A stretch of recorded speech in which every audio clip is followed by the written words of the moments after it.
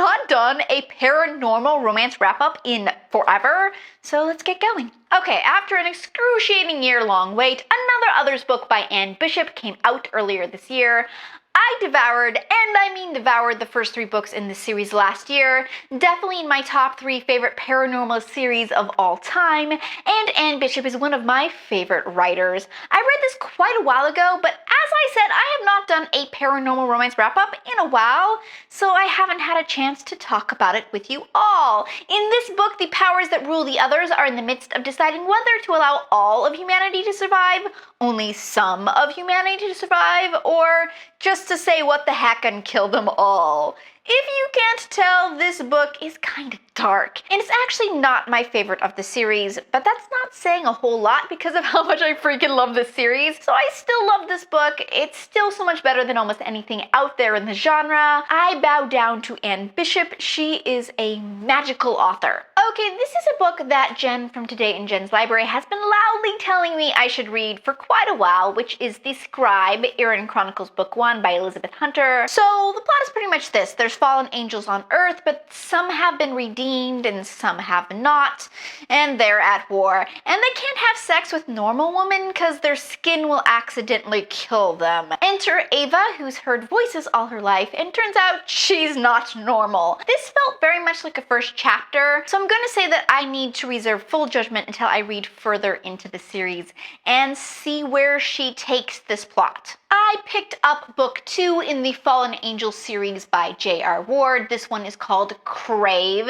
In this one, the war between good and evil continues on, the battleground shifting to a former Black Ops soldier who now participates in illegal underground fights, and his public defender who is assigned to him after he gets caught in one of those aforementioned illegal fights. I adored book 1, so I was eager for this book 2, but it just wasn't as good. Not bad, but it just missed that spark the first one had. I've always found J.R. Ward hit or miss from book to book in her other series, and this trend is continuing in this series. But Monet had commented below my last paranormal wrap-up that while she didn't like book 2, book 3 and 4 are back to the glory of book 1, so I just need to move on and pick them up, I guess. Fair Game, book 3 in the Alpha and Omega series by Patricia Briggs, the spin-off to her Mercy Thompson series. This one kind of takes a little bit of a twist from the rest of the series, and it's kind of a detective story where Charles and Anna are sent to help the FBI find a serial killer.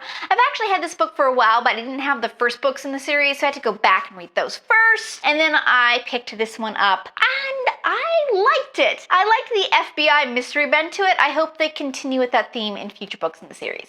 And back to the Mercy Thompson series, I read book 7, Frostburned. In this one, the entire pack is kidnapped except for Mercy and her stepdaughter, Jessie. This wasn't the most jump up and down, this book excites me so much of the series, but this is still a solidly solid series and still one of my favorite paranormal urban fantasy series, so I really can't complain that much. So, a while back, I read a novella I ended up liking called Silent Warrior by Lindsay Piper. It was a prequel in her Dragon King series, so on the strength of that, I picked up book 1, Caged Warrior. So the Dragon Kings are this race of superhuman, I actually think maybe they're actually supposed to be demons. Anyway, they have super hard time conceiving babies, they have a super hard time conceiving babies. This one lady Dragon King decides to run away, marry a human, and she conceives the first naturally born Dragon King in a generation, which makes her a target for experimentation. Her and her son are captured and experimented on until she is sent to fight in cage matches and told that if she survives a year, she can have her son back. Here she meets her trainer, a cage warrior who has treated lifelong slavery in the cages for the right for his sisters to start families. I liked this premise, but the execution of that premise was meh.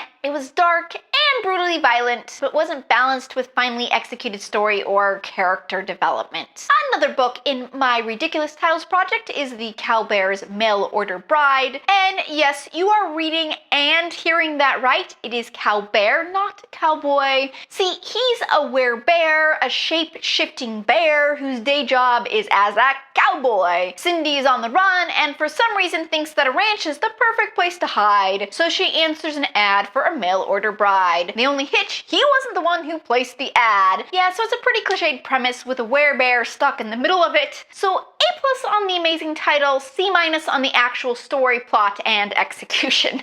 Okay, have you read any of these books? What did you think? And recommend me more either really good paranormal books or just books with amazingly bad titles I can add to my collection.